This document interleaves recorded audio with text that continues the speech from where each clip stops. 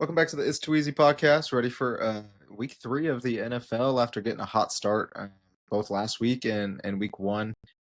Got a fun slate this week, a lot of injuries. So I'm going to say proceed with caution, especially as you tail my picks. I'm going with a lot of going rogue, I'd say, with some of my picks. Jake's kind of staying consistent with what we've been seeing, but again, a lot of injuries. So we'll see how it goes. Jake, kick us off. What's the start of the week looking like? Yeah, I think Thursday Night Football, Dolphins and Bills. I think right now the line's 12.5 or something like that. Dolphins have looked pretty bad the first couple weeks. I'm going to buy it down to 9.5 for the Bills. I just think that they're probably one of the best teams in football, and being at home in this game, I don't think it's going to help the Dolphins at all. Bills defense has been a little bit shaky here and there, so that's the main reason for me buying it down is I just don't know how much Tua is going to be able to keep up. But still, Josh Allen's Josh Allen. If you want to be even more conservative, you can just take the Bills money line. But I like 9.5. I think they'll be able to cover the 10. Keep my fingers crossed because the Dolphins are kind of suspect. You just never know when they're going to break out and when they're going to have a good game. It isn't a divisional game, so that also scares me a little bit. But yeah, I'll just stick with the Bills minus 9.5. Yeah, it seems like a really high line, especially for divisional. But I think the Dolphins have been easily one of the worst or two worst teams in football, whereas the Bills have been pretty solid.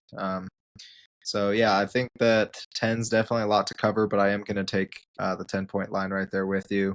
I think that Mike McDaniel is ready to lose his job, and I don't think he cares anymore. And so it does scare me because I feel like, it's basically nut up or shut up. The season's on the line right now. Only 4 teams ever have made the playoffs after starting 0-3. And so Tua's job may be on the line, but it won't be on the line before McDaniel. And I feel like based off the interviews we've seen with him, he just looks like he doesn't care. Tua basically said he can't do half of the stuff that Josh Allen can. We already knew that, but it's not something that you admit to the public. So I'll take the minus 10 for the Bills, expecting the Dolphins to there and probably fire McDaniel.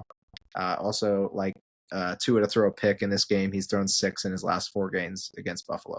Right on. Yeah, I love that as well. Second game, we got the Packers and the Browns.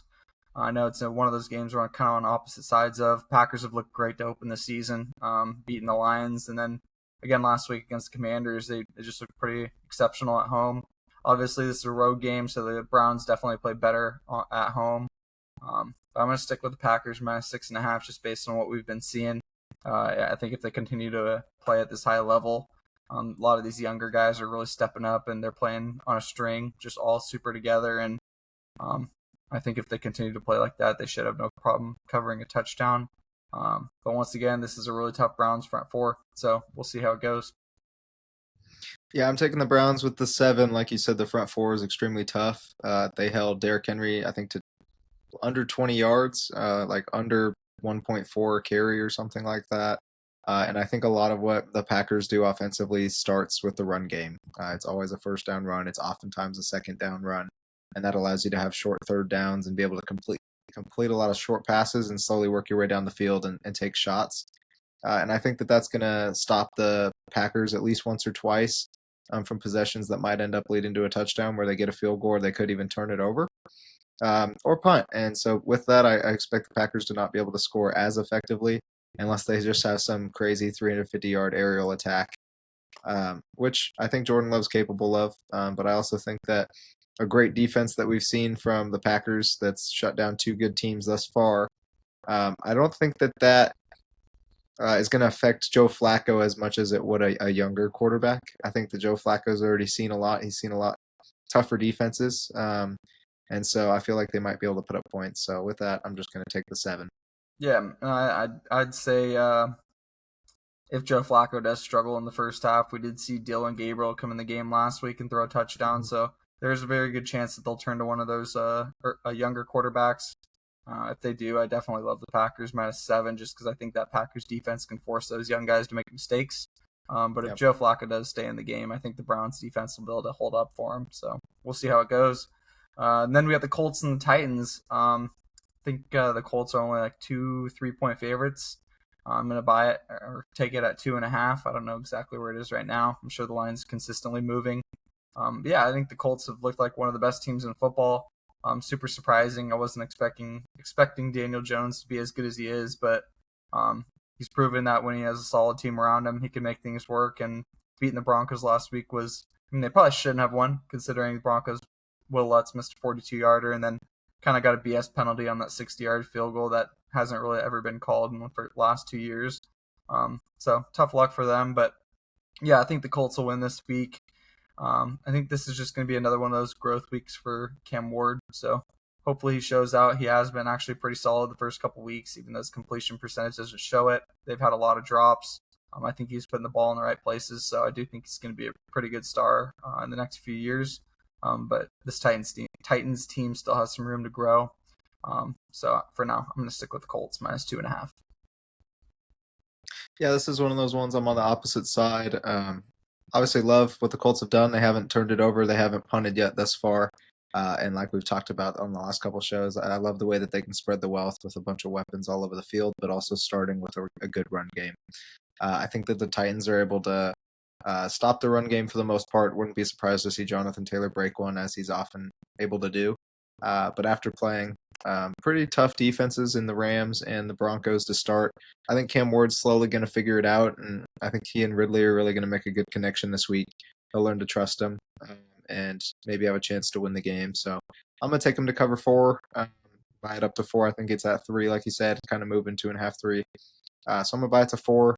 It is at home, and it's an in-division game, and so I'm just going to hope that third time's the charm for the Titans. Yeah, right on. Then we got the Bengals and the Vikings. Pretty interesting game. Both starting quarterbacks out. Joe Burrow is out for 3 months now or thereabouts with a turf toe injury. It looks like he is going to have surgery, so it is going to be likely the full 3 months for him.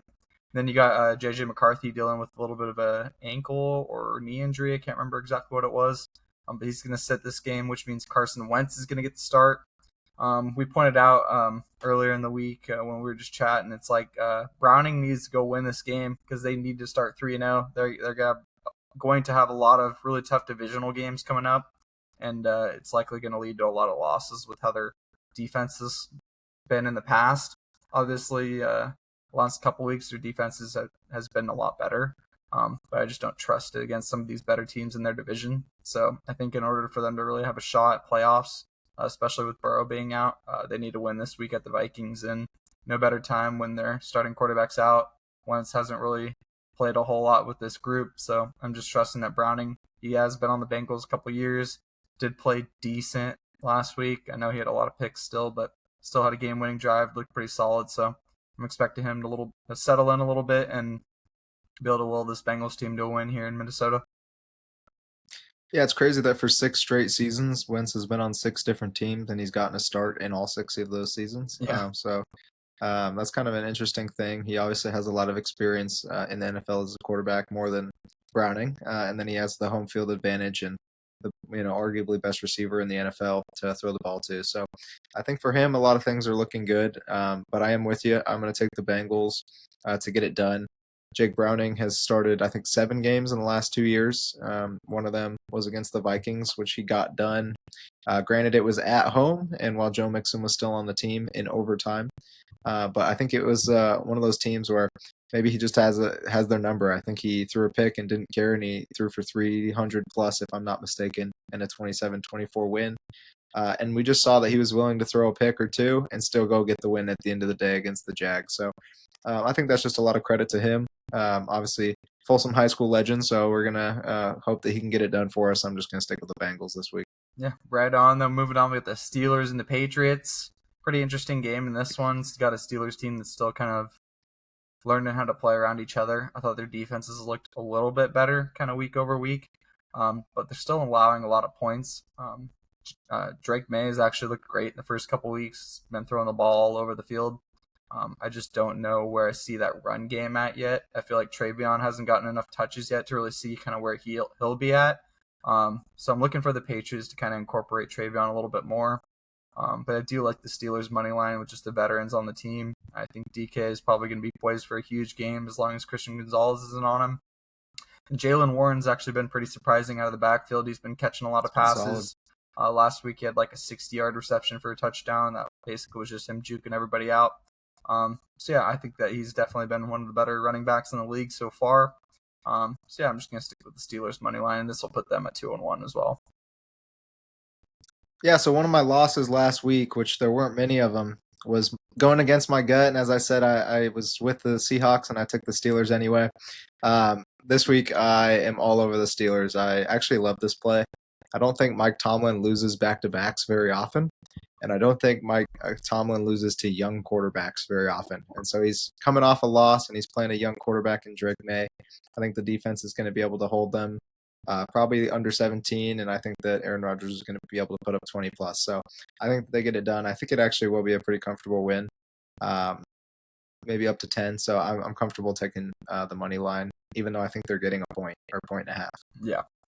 Yep, I believe so. And then yeah, we'll move on to the Rams and the Eagles. Probably one of the most intriguing games of the week. Two teams that are 2-0. Both teams really haven't looked particularly good in the first 2 weeks, but they've still found ways to win.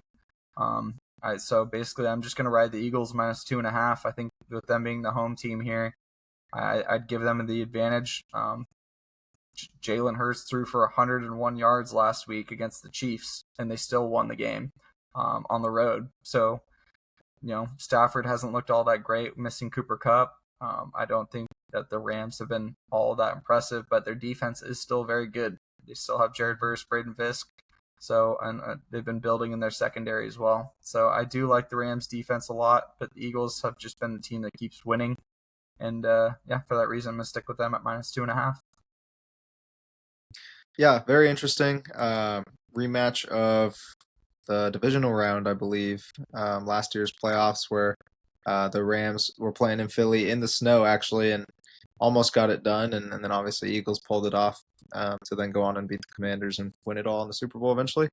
So this could be a revenge game, which intrigues me because they ended up getting Devontae Adams over Cooper Kupp on the aspect that they'll be able to outscore the people that they're playing against, thus being Philly, who they'd expect to see when making the trade. And so I think this very well could be a revenge game. So I'm kind of leaning in heart on the Rams, bumping it up to +4 in case it ends up being, 24-20 kind of thing. But with it being at Philly, we haven't seen Philly look good through 2 games. Yeah. Like you said, Jalen Hurts had 100 yards last week. The week before, he only had 150 against the Cowboys.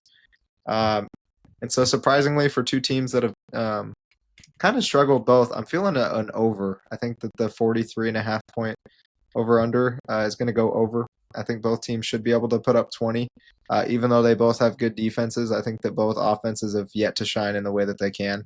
And we saw a lot of points scored in that matchup in the playoffs. So I'm going to end up taking the over and not touching the game line. Right on. Then we'll move on to Jets and the Bucks. Another game we're on a little bit opposite sides of. I just think that the Bucks have looked incredible. I've talked about them since the preseason show, where I just think that with the wide receiver room in this team, it's Baker's got so many weapons, and Bucky Irvin's been absolutely unbelievable in the first 2 weeks. So it's hard not to ride with the Bucks with them looking so good. Defensively, they have struggled a little bit in certain times in clutch moments, so that does scare me a little bit. But the Jets don't have Justin Fields this week, so they're not going to be able to use his legs to kind of create opportunities for that team. And Tyrod Taylor obviously is a veteran quarterback and usually plays pretty well when he gets his opportunities. But I just think that the Bucks, as a team, are just going to be a lot better than the Jets this week. They're at home in this game, so I'm going to stick with them minus 6.5. Yeah, this is an interesting one. I'm kind of torn on it because I love the Bucks and Baker, like you said. As soon as they got the ball, 2 minutes left against the Texans, I was like, "Well, so much for my Texans pick this week." And of course, they went and got it done. Baker used his legs on 4th down, followed by a huge Bucky play where he just kept going for another 25. Obviously, ended up punching it in with under 6 or 7 seconds left. So I like what they're doing, but going into New York. Aaron Glenn, I think, is still without a win. Tyrod Taylor, being a vet quarterback, is someone that I think you can rely on to keep a game close. And so I don't think that the Jets are going to win, but I am going to take them at the +7 and hope that he can keep the game close. Yeah, right on. I think it's a fair pick. It will be in Tampa, so hopefully the Bucks can kind of, okay. Thought it was keep New York, going. But, yeah. So we'll see. And then we got the Raiders and the Commanders. First game that I'm kind of on the opposite line of where the major money is going. I'm going to take with the Raiders money line at the Commanders. I just think the Commanders didn't look all that impressive versus the Packers. And now, granted, the Packers are probably going to end up being one of the best teams in the NFL. Definitely kind of flew under the radar, and then when they picked up Micah, just kind of keyed in. I think their defense, and I think that whole team is ready to go now. But I think the Raiders are going to bounce back after that tough loss to the Chargers. I think the Chargers defense, once again, is much improved year over year, and Jim Harbaugh is a defensive guy. Loves finding a good D coordinator and getting everybody to play on a string as well. I thought they did a really good job against Geno in this game, obviously forcing 3 picks. But I think Geno's going to bounce back in this game. I think the fans are a little bit down and always talking about, oh man, this is always classic Raiders. But I do think that this is a new team with Chip Kelly calling plays and Pete Carroll at the helm. They got a lot more going for them. Bringing Geno Smith in at quarterback's best quarterback that they've had in quite a while. And then the Commanders not having Jaden Daniels this week I feel like gonna be really rough for them. I don't know how well Mariota is gonna pair with that offense. I don't know how well he can use his legs still now that he's getting a little bit older. So yeah, I'm just gonna stick with the Raiders because I feel like even though they got trounced this week, I just feel like they're gonna be a lot better here in Washington. Yeah, this is an interesting one. Yeah, I mean, not backup quarterback for the Raiders, but Geno Smith's not really one of the best quarterbacks in the league. Mariota's been with Washington for a little while, so I assume he knows the system. Having Debo is going to be a nice weapon to have outside of Terry McLaurin, who's kind of been underutilized so far to start the year. So I wouldn't be surprised if Mariota went to him as all reliable. A couple old heads getting the offense moving, and then obviously Eckler went down. And I think the biggest part for me is that the Washington bolstered the O-line in the offseason, and that's what all the talk was about. And then their O-line is looking terrible through 2 games. Um, so I think that that's going to be a bit of a struggle. Max Crosby's a dog, and he made a lot of problems for Justin Herbert in this last game.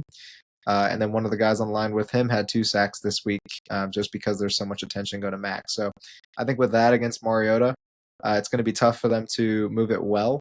And so I'm going to take the better quarterback in this situation in Geno Smith and hope that he at least covers the 3.5. I'm going to bump it to 4 and just take it at 4 points. Yeah, sounds good. And we got the Falcons and the Panthers. Panthers have another home game. They did look a lot better last week. Had a chance to win the game against the Cardinals with the last-minute drive. Couldn't quite get it done. Thanking for Jeremiah Smith. Yeah, for sure. But I was expecting a little bit more out of those Panthers wide receivers that they've drafted in the last couple of years. I think Ted's actually been pretty solid, but Xavier Legette, I feel like, has been slacking a little bit, and I expect to see more from him in the coming weeks. I think that he and Bryce are actually finally getting that connection going a little bit. And Ted, obviously, like we knew going in, he was going to be a great player, and he's proved it already in the first 2 weeks. But on the other hand, I love Penix, man. I saw Penix beat Oregon twice, and probably shouldn't have one of the times. But at the end of the day, I just think that Penix is a winner. I think that this Falcons roster has gotten a whole lot better year over year. And allowing Penix to start a couple games now, he got a nice win against the Vikings last week at home. And I think he's going to be due to get another win here against the Panthers. It is an in-division game, so it's a pretty important game for them in order to kind of keep in line with the Bucs. The Lions, I think, 2.5, so I'm going to stick with the Falcons minus 2.5 on the road here. Yeah, I think the line's at 6 right now for this game. Oh yeah, it was higher, but I'm going to buy it down to 2.5. I feel like the Falcons will definitely win. I just don't know how much it's going to be by, so yeah, field goal will be good. Yeah, I'm glad we ended up buying that Cardinals down to 4 last week because I believe that was also a 6.5 point line that we didn't love. Yeah. And it was 27-3 at one point, and the next thing you know, Panthers are down 6 with a chance to go in the game. So I'm glad we got it at the 4 that we did. With this being said, I'm going to take the 6.5 this week for the Panthers. I am going to buy it to 7 just because why not take the extra half point? They're at home, and I think they've looked horrible twice. The consistently good part of their game so far has been Chuba and Tet. And I think he's got 180 yards receiving, and I want to say 180 total for Chuba between rushing and receiving, and punched it in both games. So I feel like those have been consistently solid, and I think that they're going to start finding other guys to make plays. Obviously, Hunter Renfro got 2 scores last week, but I do think Xavier Leggetti needs to start stepping up, and someone else has to step up. So Hunter's a little old and small, but I do think that they're going to be able to put up some points against the Falcons. Their defense is pretty bad, but I feel like in recent years they've played them very tough. I like J.C. Horn still, and so I feel like if they can get a turnover or two out of Penix, then they can keep it close. So I don't love it. I'm taking this one with caution, but I am going to take +7 for Carolina at home. Right on. Then we got the Texans and the Jags. Another interesting game. The Texans are 0-2 now. Haven't looked all that great in the first 2 weeks, especially on the offensive side of the ball. We were talking about it, how Chubb was really struggling in the first 2 weeks, and then he broke out for 25-yard touchdowns. So I just don't know if I trust that Texans team. They're on the road here, and Jags have actually looked pretty impressive over the first couple weeks. Even with this loss last week against the Bengals, I wasn't expecting them to keep themselves in that game. Then Burrow went down, and they definitely got a little bit more of an opportunity. But I like them at home in this game. I think the line's 1.5. I feel like it's strangely a little bit low, but I'll probably just stick with the Jags money line here and just hope that the Texans continue to struggle. I just feel like CJ hasn't really found his groove yet. They're definitely missing a couple wide receivers still. Nick Chubb's still trying to get his way back from injury. And then Mixon's still gone. So I just don't really trust that Texans team a whole lot right now. So I'm going to stick with the Jags money line. Yeah, Mixon not being around is super obvious. This offense looks like the worst in all of the NFL right now, if not at least bottom 3. They can't get anything going. Like a lot of offenses, they kind of base it around the run, and when you're not able to run effectively, and you don't have the same receivers that you had last year. I mean, Nico has been quiet through 2 weeks. Even this week, he had a touchdown to start the game, and then 20 yards the rest of the game. And week 1, I think he had 2 catches for 28. And then you just got some young guys out there, 2 rookies out, and Dalton Schultz has been 20 yards a game, 30 yards a game. So it's not like he's been doing too much. Yeah, Texans O-line has really struggled, like strangely struggled. They have these first 2 games. Yeah. So that's they've been miserable. Yeah. So CJ's been pressured a lot, hit a lot, quick decisions, and I think the Jaguars have been pretty steady. They obviously won that first game. Ended up losing on the last-minute touchdown to the Bengals this last week, but they left a lot of points on the board and still covered the 4 at the end of the day. So I'm going to take the Jaguars. It is at home for them, and it's a divisional that they need to win. I will say it again, caution, because Trevor Lawrence is 2-6 in games against the Texans in his career through 4 seasons, so he's not very good against them. They usually end up being pretty close games, so I think you could probably buy it to +7 on either end. Depending on which side you like, or even wait for the first team to score and get plus value on the opposite side. Could be the play for this week. But I'm going to take the Jags to get it done at home. I think Liam Cohen's going to get that team to 2-1. And I think that might eliminate the Texans from the playoffs a little earlier than people expected. Yeah, for sure. But in that division, they'll still have a chance because, like we talked about from the start, I expect the Jags and Colts to both be vying for 8, 9, maybe even a 10th win, and that could get it done. Texans have a tough road ahead, though, and they do need this game. Yeah. Yes, sir. And then we got the Broncos and the Chargers, a game that we're actually traveling to on Sunday. Super excited to watch my Oregon Ducks quarterbacks face off. Probably my 2 favorite quarterbacks that have come through Oregon, mainly because I went there when Justin Herbert was there, and then as I was on my way out, they brought Bo Nixon, and nobody liked it, and then I was like, I actually love this guy. I think he's pretty good in clutch moments. That hasn't really translated all too great to the NFL yet, but I think the Broncos defense has been able to kind of supplement Bo and just be there for him and help him out, have his back, and this is going to be a super fun game to watch, hence why we're going. But I'm going to stick with the Chargers -2.5. Last year, they had their number in both the games they played. This game, the Chargers at home, and I don't know if I see Bo struggling as much in this game as much as I see the Broncos defense struggling. They didn't look all that great against the Colts last week. They did look pretty good against the Titans the week before, even with all the drops they had. But yeah, for some strange reason, the Broncos defense has been a little bit suspect, and I really wasn't expecting that. Now, I'm sure they all are trying to gel, but yeah, I just don't see them being able to get that done against this Chargers team. Justin Herbert's got all his weapons back, getting Keenan back. Kid from Georgia's looked great. Why can't I remember his name right now? Lad McConkey. Yeah, Ladd's looked incredible the first couple weeks. He's always there on third down when Keenan's not open. Their tight ends have been decent. Justin Herbert's gotten 2 miles an hour faster from the offseason, so he's been able to use his legs. I think that could cause the Broncos problems again, kind of similar to what happened against the Colts.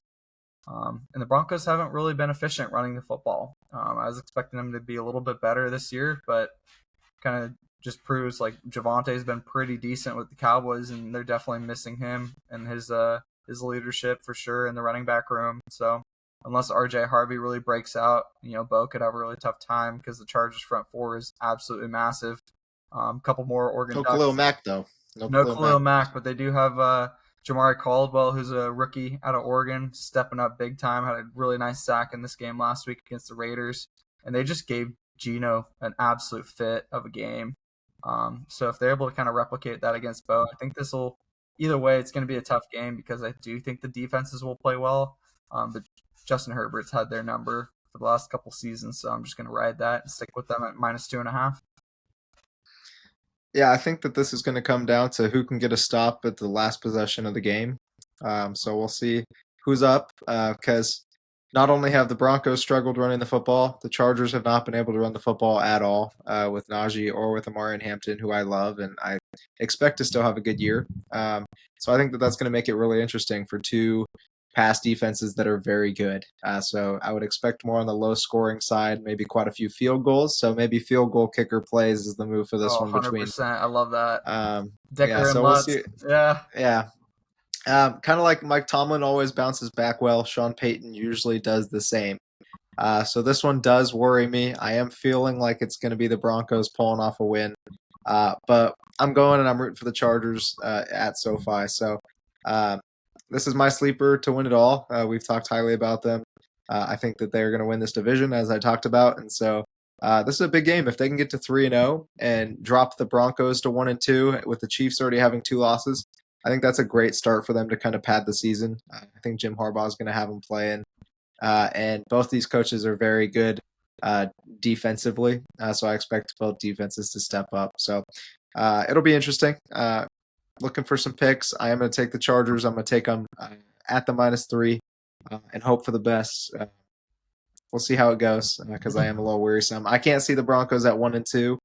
But they are going to bounce back, I think, against the Bengals next week. So 2-2 makes me more easy with taking the Chargers. Yeah, no, I love the Chargers at -2.5 just based on the way they've looked against the Broncos the last couple of years. But just tail this one with caution because I really could care less who wins this game. No matter what, I'm going to be happy. I love both these quarterbacks, and I think they both deserve to be starters in the NFL.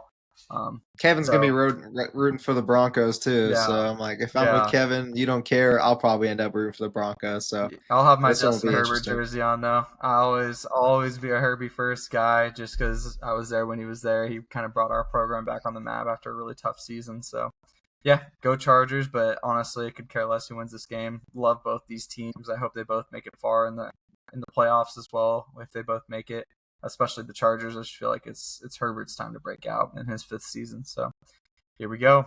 And then we got Saints and the Seahawks. Game that's also pretty intriguing. I think the Seahawks are probably more than 6.5 point favorites, but I'm going to play them at 6.5. I thought they looked great against the Steelers last week. I think that Darnold kind of settled in a little bit with that offense, and he was able to find more receivers than just in Jigba. Cooper Kupp had a really nice game, which was nice to see. Great bounce back. Yeah. For sure. And if they can kind of replicate that, continue to get Kenneth Walker the ball, I feel like they'll be able to cover the 6.5 at home against the Saints. I just feel like it's going to be a really tough place to play for the Saints. I would say if Rattler starts, I love the 6.5. Just because I haven't really enjoyed watching Rattler, and I don't think he's going to be an NFL starter in the future. But if Haener gets the start, everything's up for grabs.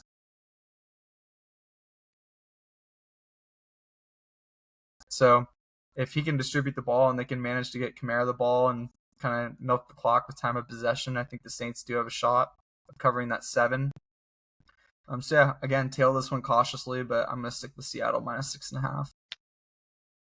I think I might no play this one. because I really don't like the game. I think it's very interesting. Like I'd love to sit and watch this game, uh, but I don't think I really have a great lean.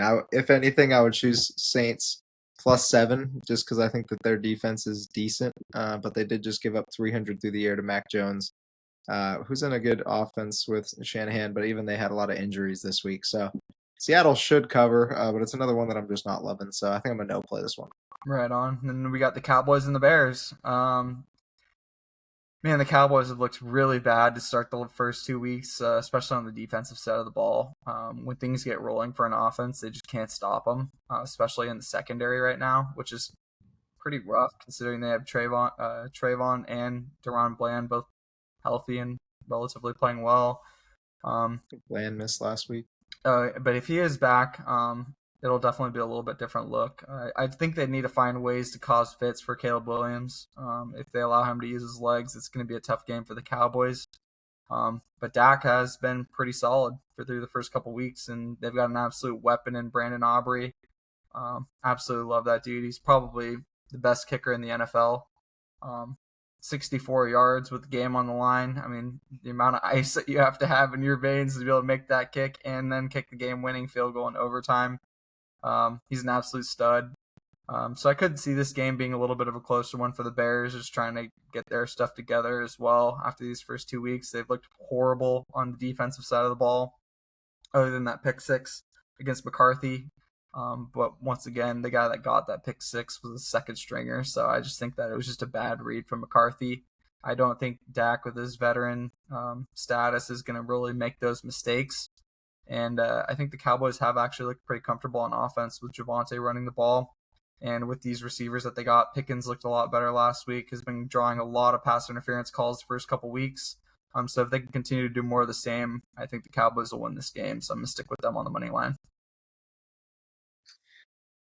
This might be another no play. I still don't know. I'm thinking that the Bears are gonna win it, to be honest. Like at Soldier Field, the Cowboys lost the last time we played there against Mitchell Trubisky, and so I feel like Ben Johnson, especially getting a 52 piece dropped on his head in his welcome back to Detroit, is going to be pissed, and I think he's going to be drawn into this guys a lot, and I think that they're going to be able to throw the ball effectively. DJ Moore is a weapon. We just saw Odunze go for 100 plus and two scores. Like he's breaking out, and Luther Burden's a deep ball shot, and that just torched the Cowboys for 500.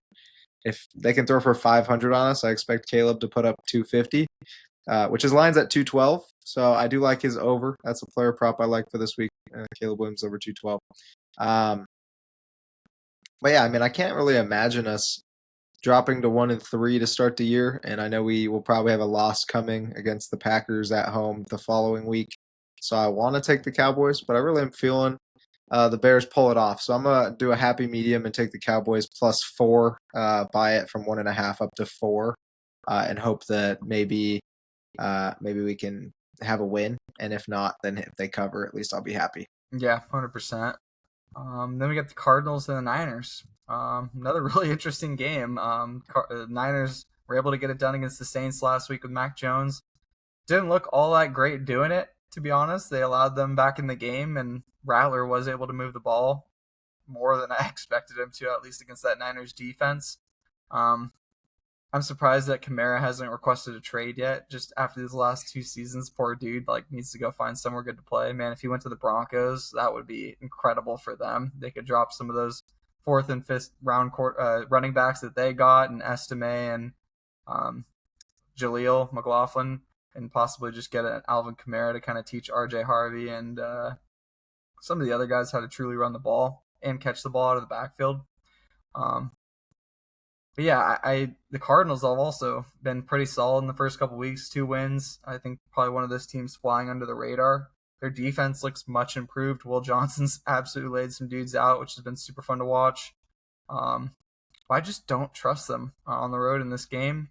I feel like their games against the Niners the past few years have either been super close games that the Niners eke out, or the Cardinals just take it to them and have an offensive explosion in the game and end up winning by 17 points. So I'm leaning the Niners money line in this game at home, even with Mac Jones in. They are definitely missing some guys due to injury. So that's kind of the way I'm feeling, is either just Niners money line, or if you're going to take the Cardinals, take them like -9.5 or -6.5, because you're going to get crazy money on that. And if they do end up beating the Niners, I think it's going to be a bit of a spanking. So that's where my head's at for that game. Yeah, I really like the combination of Will Johnson back there with Elijah, and then you still got Buda Baker back there. So I think that they're pretty solid in the secondary, and I think that Mac Jones is uh, able to throw picks frequently. Obviously, thought he would get it done against the Saints, which he was able to do. But I think the Cardinals is a different level of competition, different level of coaching. If you know me, you know I hate Kellen Moore with my guts. I think that I really like Josh Gannon. He was one of my favorites for the potential coach of the year if they made the playoffs, which I was hoping they would. Thinking that they would. They're on a good start at 2-0. Yeah. And I think that they couldn't have a better chance at 3-0 than playing against Mac Jones. So we'll see how this goes. Obviously, still no Kittle. McCaffrey's looked good, so I expect him to be involved a lot in the offense this week if they're going to have a chance to win it at home. But James Conner's been solid. Trey McBride's been solid. And then Marv's obviously a dog, and Kyler's been able to use his legs effectively to start the year, which I expect to continue against the Niners defense. So with that, I'm going to take the Cardinals money line. Actually, they're getting 2.5, so I'll just take it at +3. I'll take the points that I can get, but I am thinking that the Cardinals are going to go out and win this game and get to 3-0, which we haven't seen from them in a long time. Yeah, for sure. And then last couple games, you got the Chiefs and the Giants. And the Giants gave the Cowboys a hell of a time last week. Russell Wilson threw for, I think, 450 yards or something like that. It was bonkers. Malik Neighbors had a breakout game. Just hit him with the shush a little bit too early because they came back and lost. The night. But yeah, the Chiefs are 0-2. None of us expected, really. I know they had two tough games open season, had the Chargers and the Eagles, so two of definitely the top 5, top 10 teams in the NFL to have to go against after losing the Super Bowl, and they're still missing a lot of guys, but they haven't been very effective with running the ball so far with Pacheco. And I just don't see them going 0-3. I know it's the Giants, and they've actually looked a lot better in these first couple weeks. Not as much in the first week, but this last week they looked pretty solid. I just don't see the Chiefs' defense giving up a whole lot in this game. So I'm going to stick with the Chiefs -6.5. I don't know exactly where the line's going to end up, but if it drops, definitely take it at the lower amount, just because the Chiefs haven't been very impressive offensively. Their defense, though, is still their defense. They're still pretty solid. So I think they're going to be able to hold the Giants quite a bit more than Dallas was. But yeah, I'm thinking the Chiefs are going to win this game. It's just a matter of how much. Yeah, I don't know yet if Xavier Worthy's playing this week either. I think he'll end up not playing, but I know he was listed as questionable, or maybe it was upgraded to doubtful first. I'm not too sure. Yeah, I mean, Chiefs are right where we wanted them, 0-2. Had the Chargers beating them, had the Eagles beating them, which is crazy because they hadn't done that, since Mahomes got there, losing 3 straight with the Super Bowl, then these 2. And I feel like it could be 3. I'm not going to say it's going to be 3, but I'll take the Giants with +7. I think that their defense is decent. I think that their front 4 is pretty scary and can get a lot of pressure on Mahomes, especially with how suspect they've looked thus far. A lot of penalties from the offensive line and a lot of pressures on Mahomes. He's been able to use his legs effectively. And yeah, still no Rashee Rice, and I'm not sure if Xavier Worthy's playing or not. I think the Giants' offense is decent. They're not great, but I think they'll be able to put up some points. I feel like this one could be more low scoring, so maybe leaning on it under, but I think I'm just going to take the Giants at +7 and hope they cover. Yeah, right on. Yeah, we've seen the outcome of Chiefs not getting help from the 12th man throwing the flags every play, so they definitely don't look as good, and they did have like 7 or 8 one-score games last season, probably half or more of them that they should have lost that they ended up winning. So yeah, I think that's definitely playing an effect on that team right now, is they're not getting every single call like they would last year or the year before. So I think that's definitely affecting them. But yeah, I'll stick with the Chiefs. I don't know. Like I said, I don't know where it's going to be. I don't know where the line will end up, but I think right now is at 6.5. I'll probably just stick with that for now. Maybe buy it down to 5.5. But I'm hoping it comes down before pregame, and then maybe get it at like 4.5 before the game starts. Just because the I feel Giants like I can. look so Oh, good. sorry. No, you're good. Just because the Giants look so good. Yeah, I feel like I can picture the Chiefs going 0-3 because only four teams have made the playoffs after starting 0-3, and so they'll go 0-3, And then making it. sneak in, Yeah. sneak in at 10-7, just to have the whole story be, oh, the Chiefs made the playoffs, they're the fifth team to do it, just to lose in a wild card. So I feel like I can see that in my head, which is why I'm leaning with the +7 for the Giants. Is just another thing to talk about for Mahomes. Yeah. And they'll get better as the season goes on, and they'll get healthy again. Xavier will be back, Ratio will be back. That'll open up the run game a little bit, and the defense will still get healthier. Yep. Yeah. So moving on, last game on the slate, Monday Night Football, Lions and the Ravens. Another super fun game for the Ravens. They've had a couple of them so far. It's just been awesome to watch them. I'm taking a -2.5 at home here. I think that they're going to have a bit of a breakout game again. They looked great last week. I don't know if everybody else saw it, but I saw it and I pointed it out to Zach. I was like, dude, you called that 41-17 exacto score. And then next thing you know, it's like, oh crap, I did. So that was hilarious. I had no But yeah, idea. I can see the Ravens winning this game again. I think it's going to be a bit of a shootout again, kind of similar to the Bills game. I just don't see it being quite as stressful for the Ravens in the last 5 minutes. I think they're going to eventually get a 10-point lead, or maybe an 8-point lead in the last 8 minutes, and I think that Lamar will be able to kind of milk the clock and run the game out with Derrick Henry. I do think the Lions defense has struggled quite a bit so far with teams that can run the ball well, and they have both Lamar and Derrick Henry, which are going to be considerable factors in that. And then the Ravens receivers have all been pretty solid so far. So DeAndre Hopkins, I mean, what a week last week. That dude just absolutely went off. Super fun to watch. I think that he's definitely a new weapon for Lamar that he can just go to whenever he wants. And having that option with Zay Flowers and Isaiah Likely and some of these other guys on that offense are definitely going to make the difference in this game. And I think the Lions are still going to struggle not having their offensive defensive coordinator. They obviously looked great last week against the Bears, but the Bears are, not on the upper echelon of teams. So I just think that the Ravens are going to be able to give them a bunch of fits this week. So I'm going to stick with them -2.5. Yeah, I like the Ravens -3. -2.5 is good. The last time we saw them play each other, it was a line like that, and I remember loving the Ravens, and they won 38-6 in the last meetup. So I don't think it's going to be that drastic this year, Yeah. but I do think that they'll win. I do think that they'll cover 3, and so that's definitely going to round it out for my picks this week. And just because I had the exacta last week, I'll give out one more. So if you're listening, 34-20 Ravens over the Lions this week, and we'll come back to this and see if we went 2 for 2. Yeah, best of luck with that. That's a long shot. Keep that in mind. But no, I think the Ravens definitely have a solid shot. But that'll wrap it up for this week for NFL. A lot more intriguing games this week. We'll see kind of how injuries are starting to affect these teams and kind of go from there. See where we pan out after this weekend. But yeah, we're looking forward to getting down to LA, watching the game in SoFi between the Broncos and the Chargers. That's definitely going to be our main squeeze of the weekend. So if you see us on the big screen or on TV, make sure to shout us out. But yeah, we'll see you guys next week for NFL Week 4. Peace.